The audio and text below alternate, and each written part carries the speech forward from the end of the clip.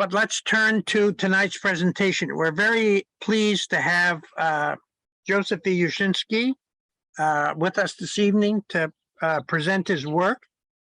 Joe received his bachelor's degree from Plymouth State University, his master's from the University of New Hampshire, and his doctorate from the University of Arizona. His research has appeared in the Journal of Politics, Political Research Quarterly, and Critical Review, among other scholarly outlets. His first book, The People's News, Media, Politics, and the Demands of Capitalism, was published by New York University Press. It addresses how audience demands drive news content. His second book, American Conspiracy Theories, published by Oxford University Press, was co-authored with Joseph Parent, and it examines why people believe in conspiracy theories. This is a continuing area of interest of Joe's, and he's going to talk to us tonight about his research program and some of his findings. So, Joe, we're going to turn the microphone over to you. All right. Thank you so much for inviting me, and thank you for having me. I apologize for the late start. It looked like a technical compatibility problem. So it's the case that everyone can see my screen, right? It's a little bit different on my end. Okay. So I'm going to talk about conspiracy theories in America, and that's my name and where I'm from. And my work for the next 3 years is funded by the grant from the National Science Foundation SATC program. Before I start the talk, I just got a fresh survey back from the field, and I just went through it very quickly just to give you something very, very fresh. These numbers might change as we scrub the data, so I'll just list off a couple of the things that I'm interested in lately and give you some numbers which might either entertain or horrify you, depending on your current disposition. So this was a national poll. We had about 2,000 respondents through Qualtrics, and representative based on a handful of demographics, including sex, race, education, and income. So we gave people a bunch of statements and allowed them to answer on a 5-point Likert scale from strongly agree to strongly disagree. And the numbers here are the strongly agrees and agrees. So we got 17% of our survey saying that numerous preschools and public schools secretly engage in satanic practices. Satanic ritual sex abuse is widespread in this country. That was 1 in 4 of our respondents. About a third of respondents think that members of satanic cults secretly abuse thousands of children in the US every year. And that elites from government and Hollywood are engaged in massive sex trafficking schemes. It's about 30%. As you noticed, I am from Florida. So Disney is a big deal for me. So we put on our survey, does the Disney Corporation groom children into sexualized lifestyles? We got about 1 in 4 saying yes. Is there a secret gay agenda aimed at converting young people into gay and trans lifestyles? Almost 30% saying yes. And a lot of these beliefs seem to be underwritten by views about child sex trafficking and views in which it's far more widespread in this country than it really is. So we put an item on here that says some groups claim that around 300,000 children in the US are currently victims of sex trafficking. Do you think the actual number of sex trafficking victims in the US is about 300,000, more or less than that? And we got about 60% of our respondents saying it's either 300,000 more or much more than that. Now, the true number is far less than that, and the 300,000 number, the reason why we put it in that item is because it's been fact-checked by the Washington Post a few times with 4 Pinocchios. And that's a gross exaggeration of what's really going on in the country, but people seem to overestimate the amount of sex trafficking that's going on, and that seems to be correlated with all of these other sorts of beliefs, which, you know, if you ever, want to see what's going on in terms of elite communication, sign up for a bunch of email lists from Charlie Kirk and Ben Shapiro and things like that. And the reason why I polled on a lot of these items is because this is the rhetoric that a lot of opinion leaders on the right have been engaging in for the last few months, whether it was during the Supreme Court hearing for Justice Brown, or talking about Disney in the last few months, saying that they're grooming children into sexualized lifestyles.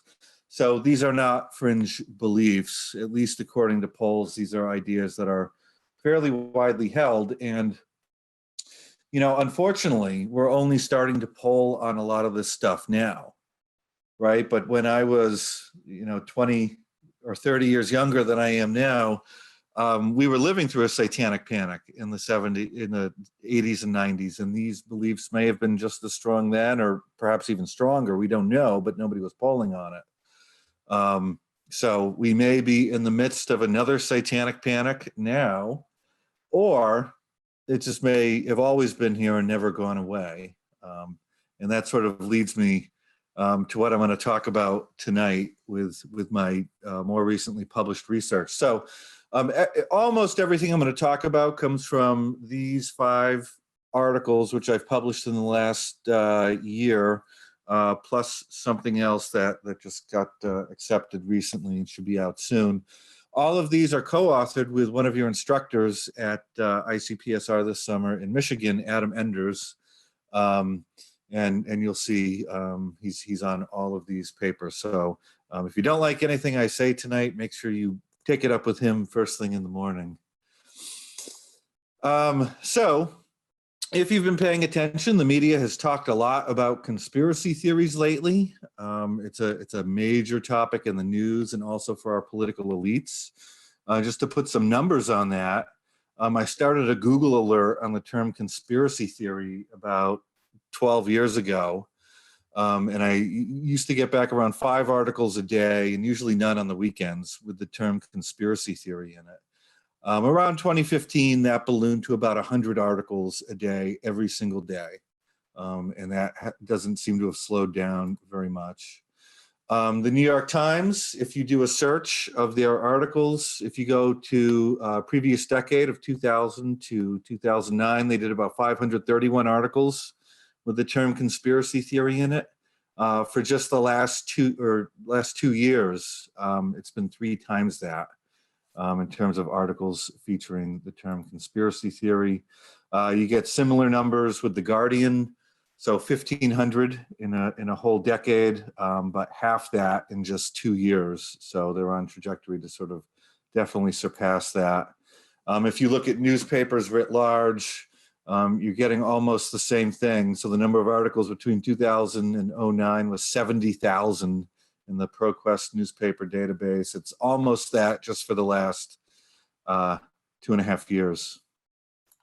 More anecdotally, just my personal experience, when my book came out in 2014 on conspiracy theories, and I had a publicist try to get me a lot of interviews. I think I took about 25 interviews in 2015.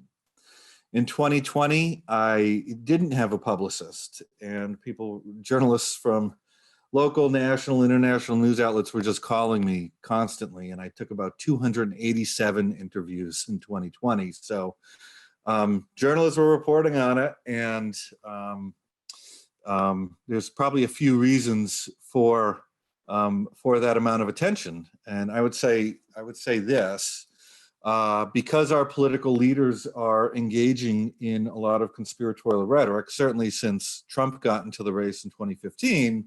Now journalists not only have to cover that rhetoric, but have to cover conspiracy theories as a topic unto themselves. Around 2008, 2009, a lot of scholars, both here and in the UK, started investigating conspiracy theories, and that scholarly interest has ballooned, and that gives a lot of fodder for journalists to cover the topic. And now what you find is that most major news outlets have news desks just dedicated to the topic of conspiracy theories. So you have people only covering fake news, misinformation, conspiracy theories, disinformation, and that's all they do. So there's always going to be stories on it. One thing you find in much of this coverage, it's not just, oh my God, people are talking about and believing in conspiracy theories, is they want to find a villain for what's going on. So much of this is that not only have conspiracy theories gone up, but it seems like it's largely due to social media. Social media is driving this, and people who trust social media or spend too much time on it are going to be falling for lots and lots of conspiracy theories and misinformation. And when I say find a villain, I mean it quite literally. So if you look at the coverage of the tech companies, a lot of it is no matter what they do, it's never good enough, and it's always their fault for misinformation and conspiracy theories, as if they're the ones making it up and putting it there. When you poll Americans on the current state of affairs and say, well, what's going on right now? Are people believing in conspiracy theories more than they have in the past? Americans overwhelmingly say yes. So 70% of Americans say that conspiracy theory beliefs are out of control. 60% say that people believe these ideas more than they did 25 years prior. And the vast majority of Americans blame social media for this state of affairs. So we think things are getting worse in terms of these beliefs in general. And much of the coverage goes on to call for restrictive policies. So Congress needs to hold the companies accountable. We need tech regulation. We need to fine or censor the companies on social media. I mean, there are, of course, good reasons to be concerned about conspiracy theories. They are associated, I won't say causal of, but I will say associated with political violence, such as that we saw on January 6th. They are correlated with the refusal to get vaccinated, and they are correlated with people's political choices too. So if people are making decisions based on ideas that have at best a very loose tether to the truth, then we should know that and we should work to ameliorate it. Interestingly, this is one of the issues where you get support from both sides, perhaps for different reasons. I mean, both parties seem to want to go after the social media companies, and both want to get rid of Section 230, which protects the social media companies from being sued for things that other people post there.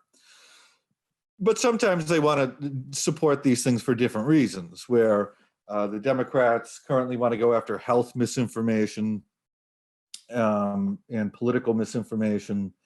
A lot of Republicans think that they're being censored and they want to stop the censorship.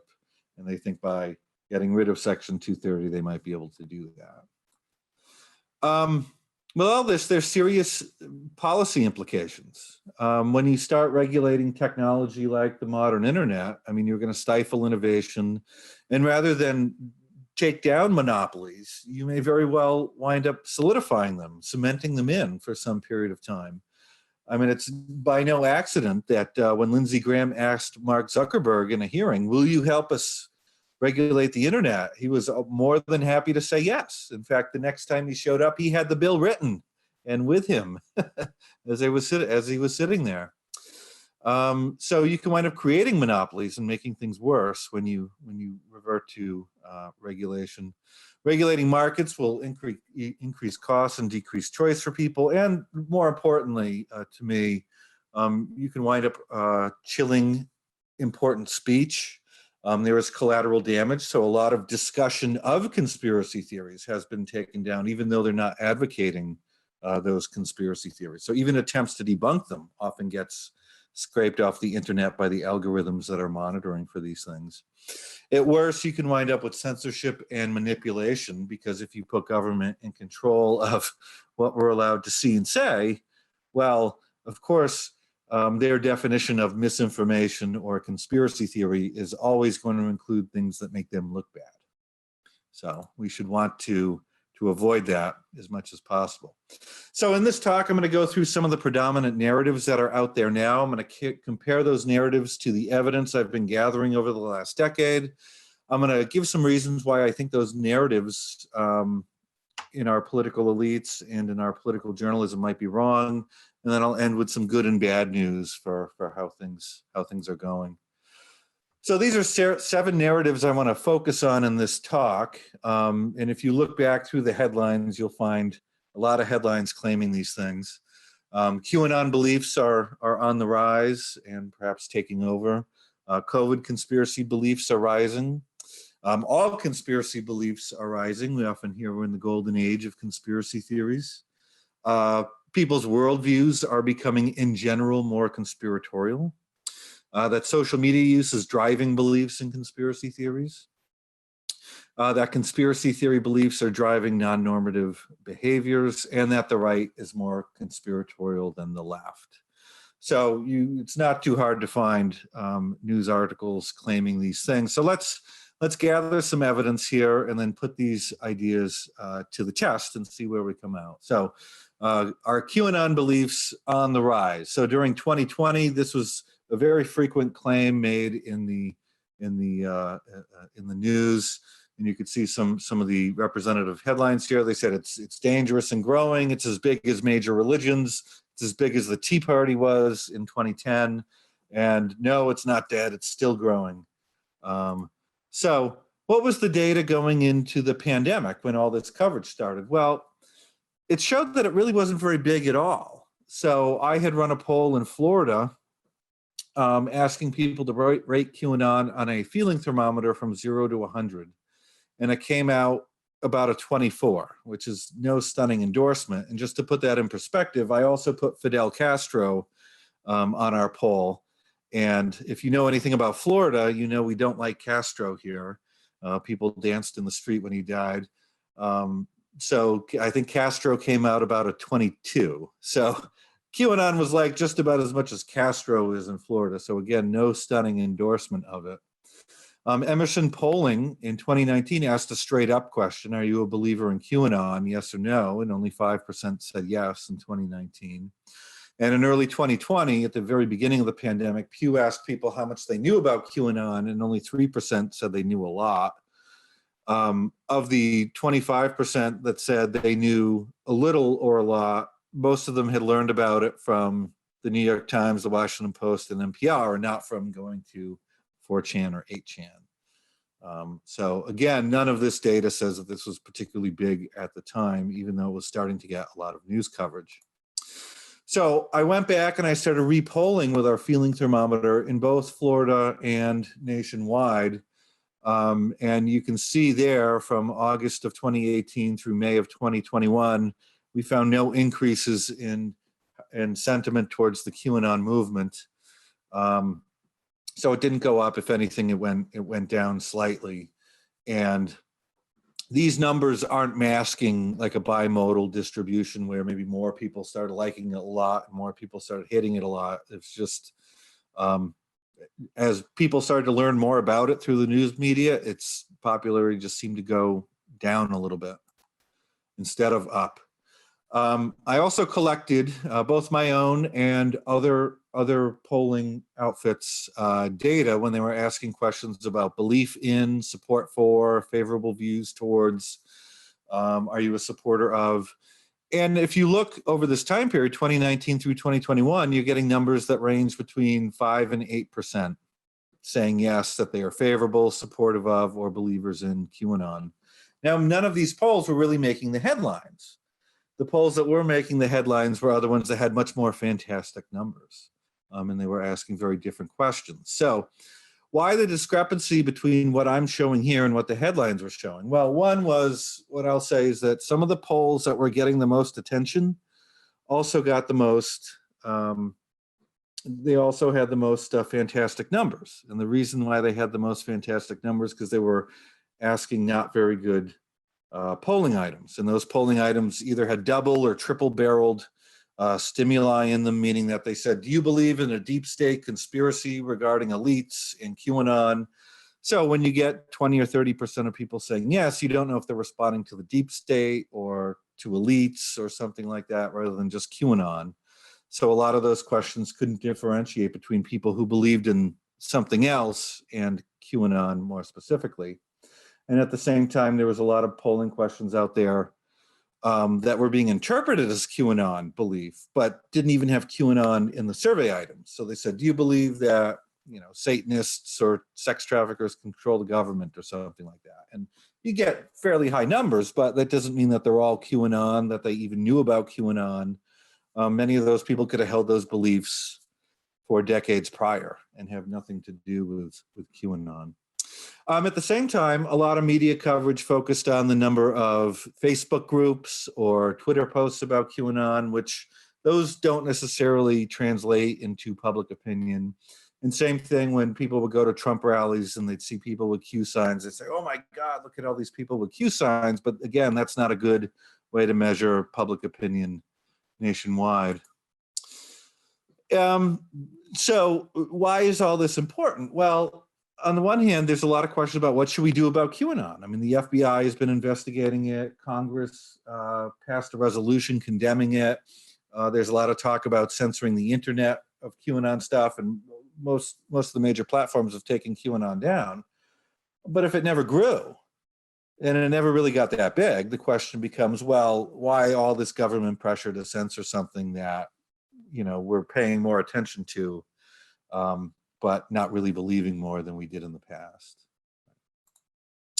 The next claim, COVID-19 conspiracy beliefs are on the rise. This was a claim made throughout the pandemic. Right when it started in March of 2020, I had a survey about to go out, and I threw 2 COVID items onto the survey, both which seemed to capture what people were thinking at the time. So on the one hand, it was COVID's being exaggerated to hurt Trump in the election year.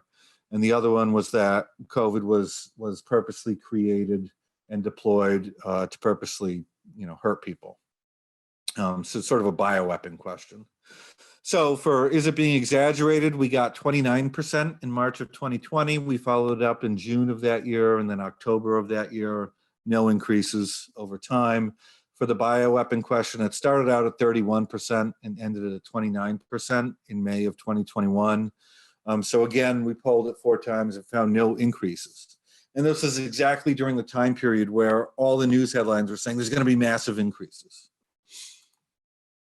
And incidentally, this is the time during the time when the Plandemic video came out, with this person, Dr. Judy Mikovits, saying, you know, it's both, this pandemic is both planned and it's not harmful. And if you walk around barefoot on beach sand, you can cure your COVID. They took this video down off all the major platforms after it was said to be spreading to millions and millions of people and convincing them. Well, we don't find any increases in these beliefs. And I polled essentially right before it came out and then just a little bit after it came out, no changes. So I've polled on other things too. So starting in June 2020 and then following up in May of 2021, we asked people if coronavirus is going to be used to force a unnecessary vaccine on them, if Bill Gates is behind the pandemic, if coronavirus is going to be used to put tracking devices in our necks, if hydroxy could cure or prevent COVID, if 5G cell phone technology was spreading it, and if spraying yourself with disinfectant would prevent or cure COVID. Again, all sort of big ideas when they first came out, and people were concerned how much they were going to spread.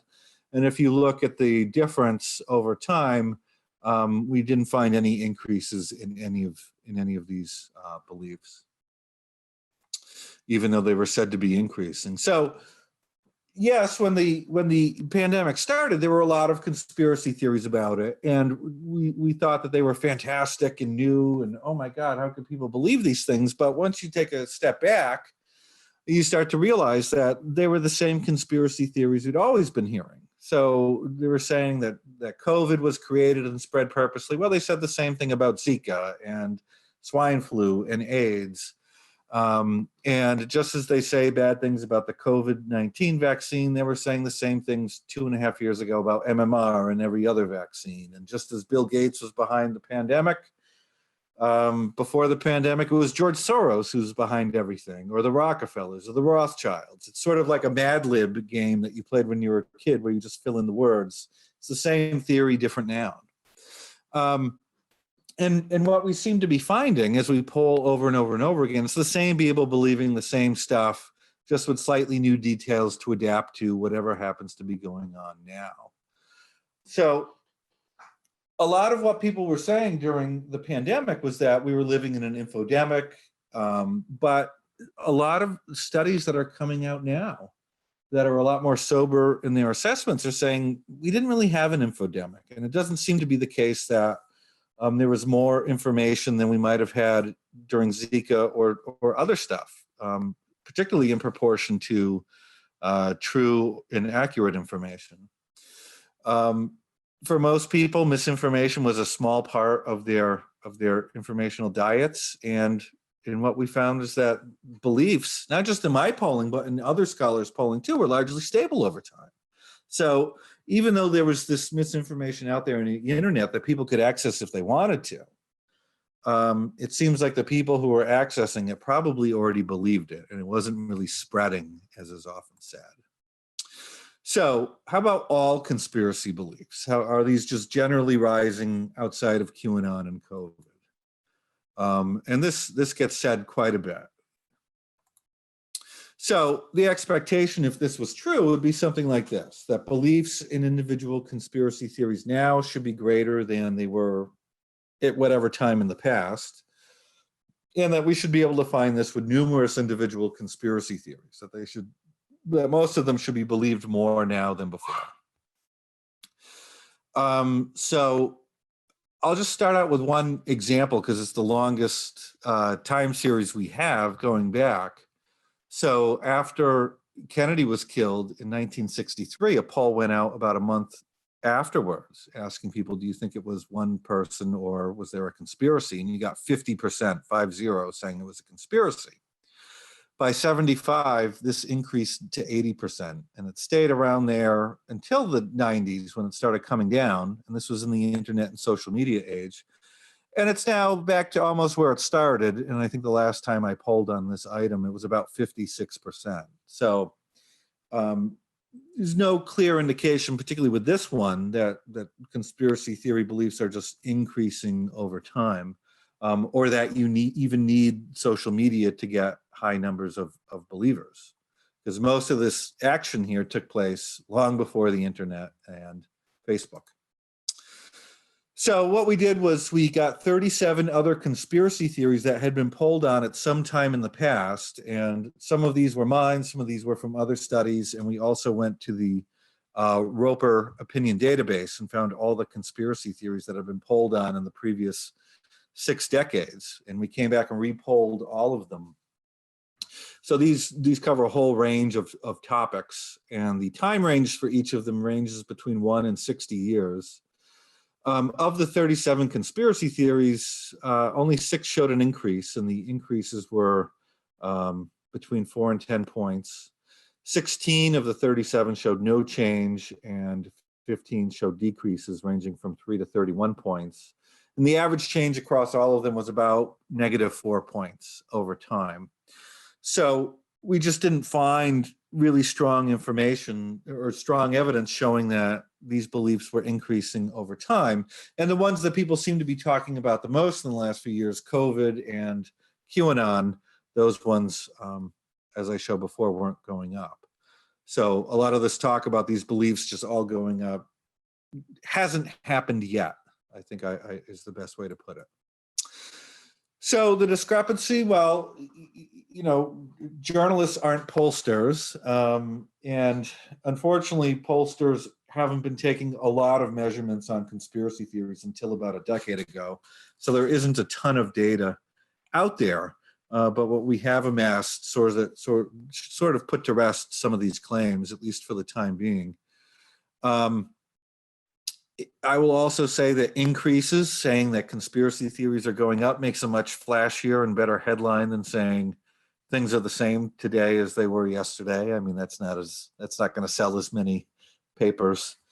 And oftentimes we're confusing the accessibility of conspiracy theories with belief. I mean, yes, it's true. You can go to the internet and get a conspiracy theory if you want to. But you also have the world's library of true and accurate stuff on your phone too, right? So there's no necessary reason that just being able to access them easier should lead to more belief. So next, are people's worldviews just becoming more conspiratorial in general? So maybe it's not the fact that we're believing in specific conspiracy theories more. Maybe it's just that we generally view the world this way more. Well, why don't we put this to the test as well? So I developed a measure called conspiracy thinking, and I tap it with general statements like this: much of our lives are being controlled or being controlled by plots hatched in secret places. Even though we're in a democracy, a few people always run things. People who really run the country are not known to the voters. So those are statements that some people will strongly disagree with and say those are absolutely true, and other people will strongly disagree with and say, no, I don't agree with that at all. That's not true. And that's sort of the point, is that people can disagree with each other about how true these are. And when we put these on surveys, we find that, you've got a range of agreement. You have some people strongly agreeing, some people strongly disagreeing, but a lot of people sort of in the agree / neither agree nor disagree category. And we put these items together. So we create one score for all of our survey respondents. And that is highly predictive on our surveys of how many individual conspiracy theories they believe in. And it's very predictive of some other attitudes that they hold as well, such as, are they supportive of violence against the government? Do they have high levels of what we call dark personality traits like narcissism and psychopathy? So this measure really does tell us something about the worldview of these people, but in particular, it sort of tells us how inclined are they towards conspiracy theories in general. So having measured this on national polls since 2012, we've gotten the same levels, just about on all the polls that we've run in the last decade. So again, here we found no increases in this. So no uptick. Another way we wanted to measure this too was we gave people a question where we said, which groups in society do you think are currently working against us in secret? And we gave them a list, and you can see the groups that we put on the question there. And we polled this every 2 years with the exception of 2014. And what we found over time was that people aren't implicating more groups as working against them in secret over time. In fact, people are picking the same amount of groups in 2020 as they did in 2012. And you can see in those plots, there's no real rhyme or reason to it. There's not clear increases across all of these. Some going up a little bit, then down. Some are going down. So just an alternative way to get to the question. So what's the discrepancy? Well, in terms of a conspiratorial worldview, political scientists like myself and psychologists have only been measuring it since 2012. And there aren't that many measures going back that far. So we've only been able to talk about this in terms of time series data for a little while. And I think that's allowed a space where journalists have been able to get out and perhaps in front of the data because there wasn't any data there. But what this might suggest, at least at the mass level, is that people are somewhat stable in their conspiratorial worldviews, and it's not unlike other dispositions that are fairly stable over periods of time. So next one, social media use is driving beliefs in conspiracy theories, and everyone wants to clean up the toxic internet. Too many conspiracy theories spreading on there. Well, if it's the case that we're not finding that beliefs are increasing in the social media era, we're sort of, I would say, we're blaming social media for something that hasn't quite happened yet, right? But that hasn't stopped the politicians from assigning blame for whatever problems they think are happening. So this in the past year and a half, Biden has said of Facebook, they're immoral, they're killing people, and it has to stop in reference to conspiracy theories and misinformation online. But I mean, just take a basic model of public opinion from Zoller. Information laid over dispositions leads to belief, and if you think in those terms, it's probably going to be the case that beliefs in conspiracy theories just aren't going to be going up because people self-select the content that they want to see based on what they already believe, and people have psychological filters that keep out ideas that aren't congruent with how they already see the world. And people have certain people that they trust and distrust to take information from. So yes, partisans will listen to partisan leaders, but it doesn't mean that they go to the internet and just believe every conspiracy theory that they see. That's just not how people are. And that's why we find so much stability in these ideas. Nonetheless, it's absolutely the case that there's strong correlations, probably found amongst at least 100 studies at this point, between conspiracy theory beliefs and social media use. So that the more social media use a person engages in, the more conspiracy theories they're going to believe on surveys. We went in and wanted to investigate this further, and this came out last year in a piece in Political Behavior. And what we said was, it's probably the case that if people are getting exposed to conspiracy theories online a lot, it's probably because they're seeking it out, because they're already disposed towards those sorts of ideas. And if they aren't seeking them out, but just buying them upon incidental exposure, it's probably the case that they're still at least somewhat disposed towards those ideas, right? So what we found was that the relationship between social media use and beliefs in conspiracy theories was highly conditional on how much of what we'll call conspiracy thinking they already had. So if they were disposed to see the world in conspiratorial ideas, then the more social media use they engaged in, then the more conspiracy beliefs they were going to have. That makes sense, because they're there, they already see the world this way, they're going to seek out more conspiracy theories, and they'll wind up believing more. But for the people who didn't see the world in conspiratorial terms, there was no relationship between social media use and conspiracy theories, because those folks weren't seeking it out. And if they did get incidentally exposed, it probably just wasn't going to affect them all that much. So what's the discrepancy here? Well, technology causes panics, and social media is one of those things everyone wants to blame for every social ill right now. But for those of us who are a little bit older, we've seen this with, TV and cable and video games in the past, and heavy metal music and rap music, and you name it. There's always a panic about something, and this just happens to be the newest one. I think there's also an optical illusion that's taking place here too. It's just when we used to share things, we would do so at the water cooler. And after we left the water cooler at work, there would be no evidence of what we were talking about. But now if we share an idea on Twitter, it's there for everyone to track down and see for time eternal, it seems. So what might be happening is a lot of people are confusing the fact that we can see these things now for the idea that they're believing them more. But that's one doesn't make the other one necessarily true. I'll also say too that a lot of the coverage of social media is being done by news outlets who are in competition with social media. And we've seen examples through history where legacy media doesn't like new forms of media coming in, and is more than happy to blame them for all sorts of social ills. Next is conspiracy theory beliefs driving non-normative behavior. We hear this a lot in terms of vaccines, that conspiracy theories about COVID are driving people to eschew the vaccine. People are dying because of conspiracy theories they're bumping into online. People are killing each other because of their belief in conspiracy theories. That's what the headlines say. Is that the best way to think about it? So if you want to create a model from what we read in most of the news coverage, it's going to look something like this, a very hypodermic needle theory of exposures, that people get exposed to misinformation and conspiracy theories on social media. That leads to beliefs in conspiracy theories, and then that leads to non-normative deleterious behaviors. So very strong model there.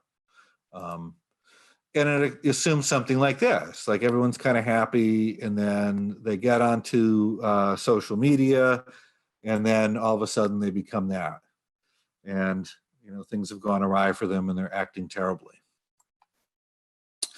But in a recent study I've done with Adam Enders, we were looking at, what are the psychological and social correlates of beliefs, let's just say in COVID conspiracy theories and COVID misinformation. Well, we found it's not so much social media use driving this. Instead, the things that seem to pop in our models are these people conflictual people? Can they not handle disagreement? Do they have high levels of dark traits like psychopathy? Do they have high levels of anti-establishment views, which are what we call a combination of populist, conspiratorial, and Manichaean thinking? Trump support obviously drives a lot of this, but not social media use so much. So what seems to be going on here is that people's psychological and political motivations, those underlying dispositions we have that are long-standing and sort of well beneath the surface, those are the things that seem to be driving us, rather than just, I slipped on a banana peel and saw something, now I believed it, and now I'm going to go commit violence over it. So an alternative model, which my co-authors and I seem to think makes more sense, is something like this, that people have a bunch of motivations. Those lead them at the same time to adopt beliefs in conspiracy theories, to expose themselves to conspiracy theories on social media or elsewhere, and at the same time to engage in non-normative deleterious behaviors, right? So it could very well be the case that people are doing things or intending to do things, and then they adopt conspiracy theories to justify actions they would have taken anyway. It might not be the case that the belief in the conspiracy theory drives the action. So yes, beliefs and actions are going to be correlated, but that might be entirely spurious. So when we see people acting deleteriously, it might just be the case like this. And there's a lot of studies. I think Brendan Nyhan has a few out there looking at who's using social media a lot. And it might be something like this, that the people we see acting that way were just that way before they went on social media. And that's just what you get. And I think my favorite example of this was a piece written up in NBC News. And it was about a woman who went to a Target department store at the early part of the pandemic, and she trashed the mask aisle and live streamed herself doing it because she believed that the masks were part of some evil conspiracy. And the coverage in the article, and you can read it there, it says people find themselves believing in elaborate conspiracy theories about Bill Gates and 5G and vaccines and masks, which are pushed by the algorithm and shared by online community members. And then within days, they believe that Trump is waging a war to save trafficked children from satanic baby eaters, and then responding to the Facebook group they're in and positive feedback, they go out and take their anger out on the world in real life. So again, that's that model that I discussed before, that, you know, exposure leads to belief, leads to behavior. But if you read down to paragraph 15, then it all becomes a little more complicated, where the woman said that her viral outburst was a product of that she was seriously depressed. She had lost a lot of work because of the pandemic. She was in near complete isolation because of the lockdowns. She had untreated mental illness. And things just weren't going well for this person. So now we've got all of these things sort of going on. And yeah, most of the coverage blames the online conspiracy theory. Right? So it's not to say that the conspiracy theory didn't play some role, but there's a whole lot of other factors here that seem to be, you know, perhaps more important.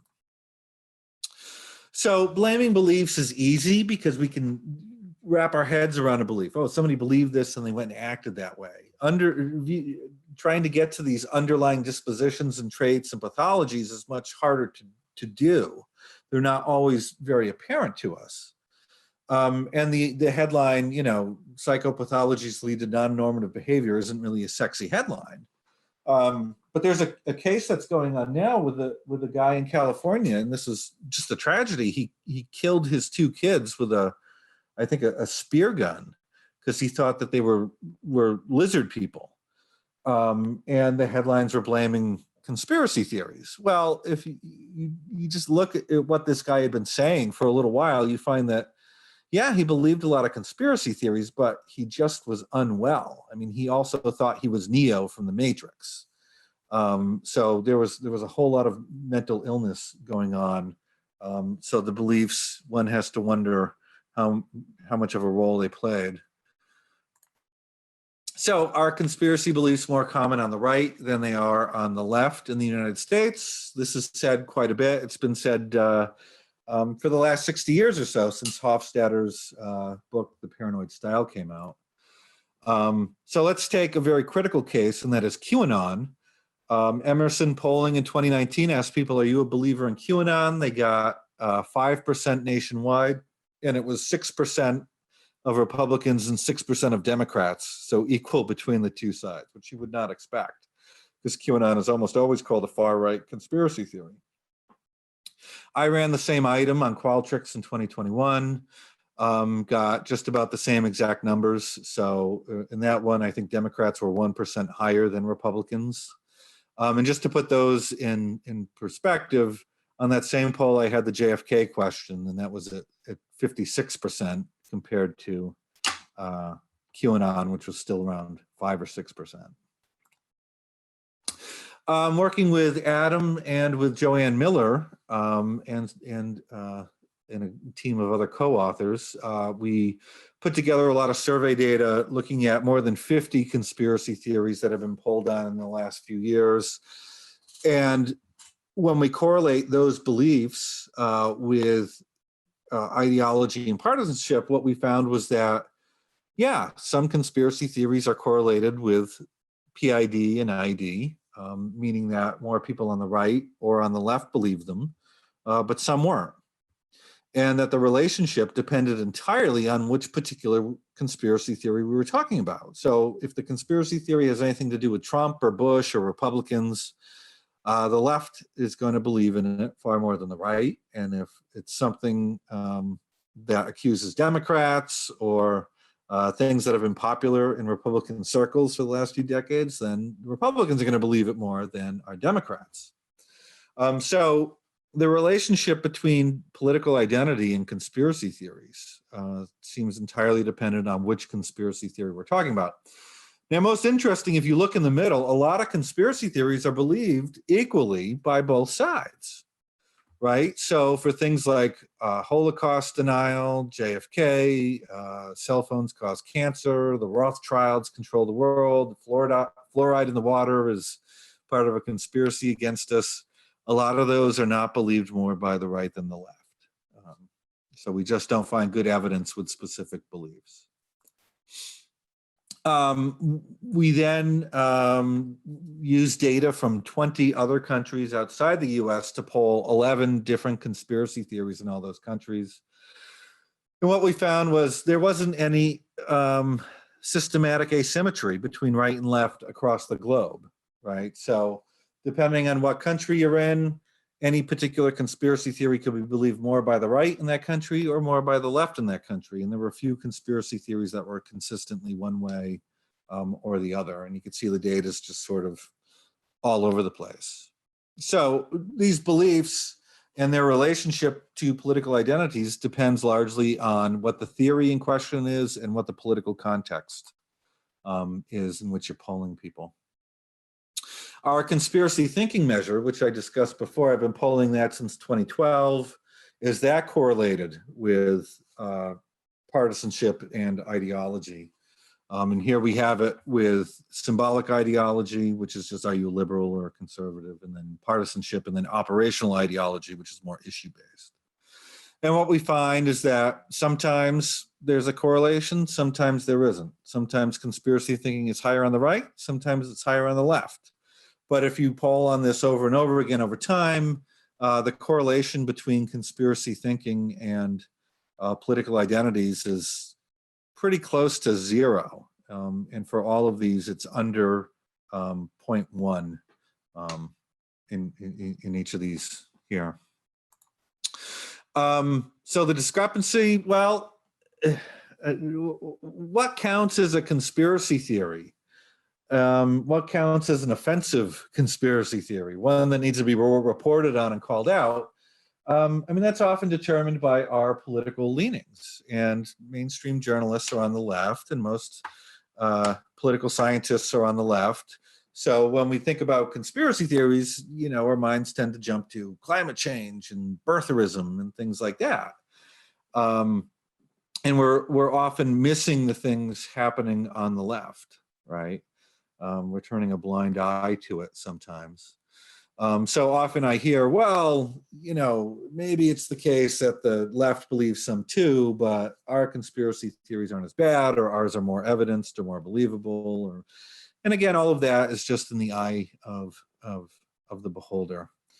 So, and as I mentioned on a previous slide, I mean, there are a lot of conspiracy theories where right and left believe them equally. So. The overall discrepancy between the headlines and where the data seems to be going, not just from me, but from a lot of papers that are coming out lately. A lot of negative headlines, those seem to sell, particularly when you talk about how crazy the rest of the country is. People seem to like those stories, but it's not always true. And I think it's a problem for journalists, but I think there was a problem with academics too, particularly at the very beginning of the pandemic. And one thing a lot of scholars were doing, myself included, is that we were confusing correlation for causation, particularly when it came to people's conspiracy beliefs about COVID and their behavioral intentions and their behaviors. And we weren't thinking more deeply about what could be driving all of these things. Social media companies are in competition with the outlets that a lot of reporters work for, so there's some tension there. A lot of people believe in hypodermic theories of communication. That suggests people just believe everything they see. These beliefs are fairly widespread, and often what undergirds it is this idea that conspiracy theories and misinformation are prevalent, and they convince a lot of people, but never us. They always convince everyone else. And there's a few studies coming out that seem to suggest that people think everyone else is a dupe, but that they're immune to conspiracy theories and misinformation. And finally, there's been a long line of tech panics out there. This is just another one. If you go even further back in time, novels were blamed for teen suicide. Pac-Man was banned because it was leading to a honky-tonk atmosphere in some towns. Jazz was blamed for all sorts of social ills. So nothing that social media is getting blamed for now is new. And it's just something we keep going through over and over again. So I guess I'll leave you with the takeaway, and that is both good and bad news. And I'll start with the good news. In terms of public opinion, in terms of beliefs in conspiracy theories and our general outlook, things aren't getting worse. So that's the good news. The bad news is things may have always been this bad. People have always been believing all sorts of stuff that lacks good evidence. People have always been believing in conspiracy theories, maybe more so than they are now. It's just a feature of civilization, and I think it's a pox on all of our houses for not having investigated it sooner than we did. Because I think when Trump showed up, he sort of gave us a window into a lot of things we had been ignoring as social scientists for a long, long time. And it gave us the motivation to start looking at those sorts of things. So, I opened up this presentation talking about beliefs about satanic cults and satanic sex trafficking and things like that. And it seems, if I had been doing those polls, in 2012, you would have thought, why are you doing that? That's weird. What a waste of polling space. But I think in the environment we're in now, it makes sort of perfect sense seeing a lot of the elite rhetoric that is out there. So with that, I thank you very much, and I'll be happy to take any questions.